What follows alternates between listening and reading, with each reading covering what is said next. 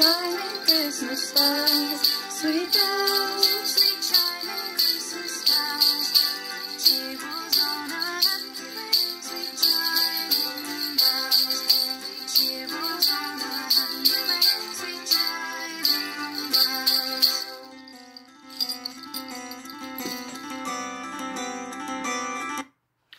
So, we're on to our third part of our story, Mimi and the Mountain Dragon.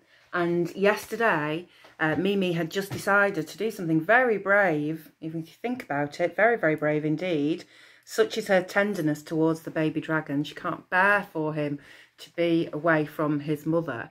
So she's going to go to the dragon's castle, the dragon's lair, the dragon that the entire village is so afraid of that they come out banging their drums and bringing their hunting horns every Christmas Eve to ward her off. And she just suddenly, at the end of yesterday, didn't she, had that thought, and she said, "Your mother won't hurt me, will she?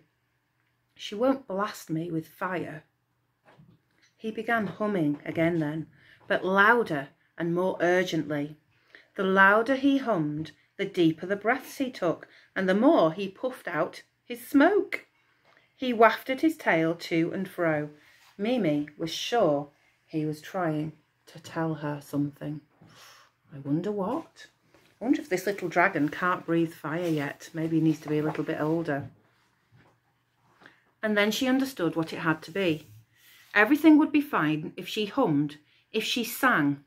That's what made the little dragon happy. So that's what would make the mountain dragon happy too. Music.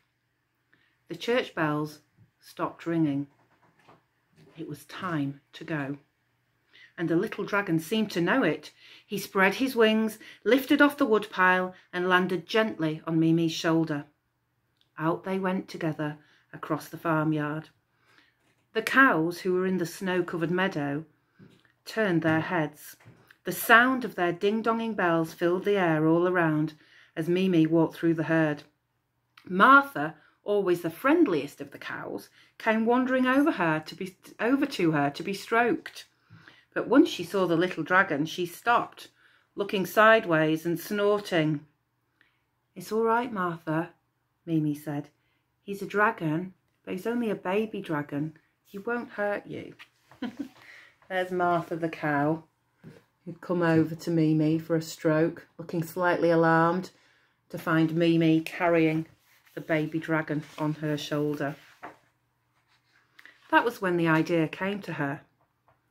"Martha, can I borrow your bell? I'll bring it back, I promise."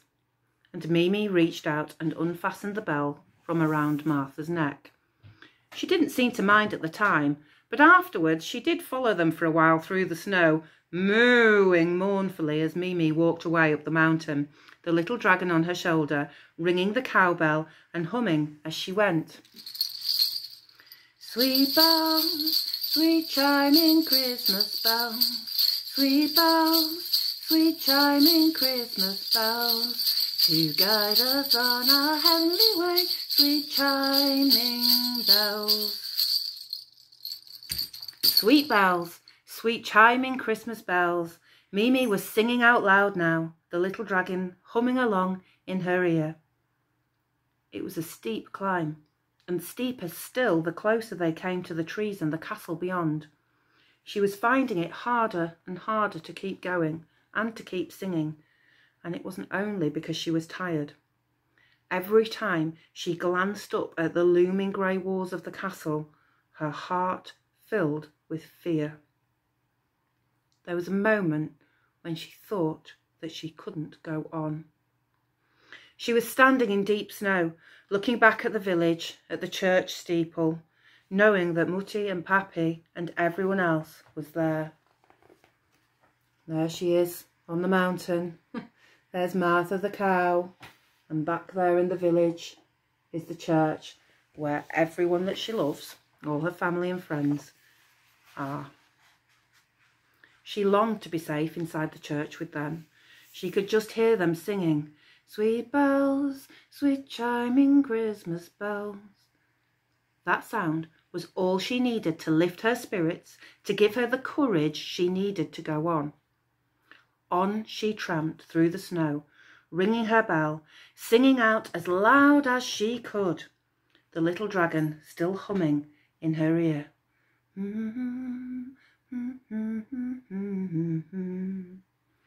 Onwards and upwards, until she found herself at last right under the castle walls, with only the drawbridge between her and the great wooden doors of the castle. "What do I do now, little dragon?" Mimi whispered. "Is this where you live? Is this where the mountain dragon really lives?" At that very moment, she saw the castle doors yawning open, and there, at the far end of the drawbridge, stood the mountain dragon herself. More monstrous, more terrifying than Mimi had ever imagined that she could be. She stood as high as the church steeple, green and scaly from head to tail, just like the little dragon, but her brow was heavy with anger, and her eyes blazed with fury. Fiery smoke billowed from her nostrils, and she pawed the ground with her great claws like a bull ready to charge. There she is, the great mountain dragon who nobody has seen before. How will the story end? Will it be a happy ending? I have my fingers crossed that it will. But you're going to have to wait until tomorrow for the very final chapter of our festive Christmas story. So I'm going to leave you on that cliffhanger with the mighty dragon, and I will finish the story in our assembly tomorrow. So, gentle day today, work hard, be kind, and I will see you in the morning for the end of the story. See you later.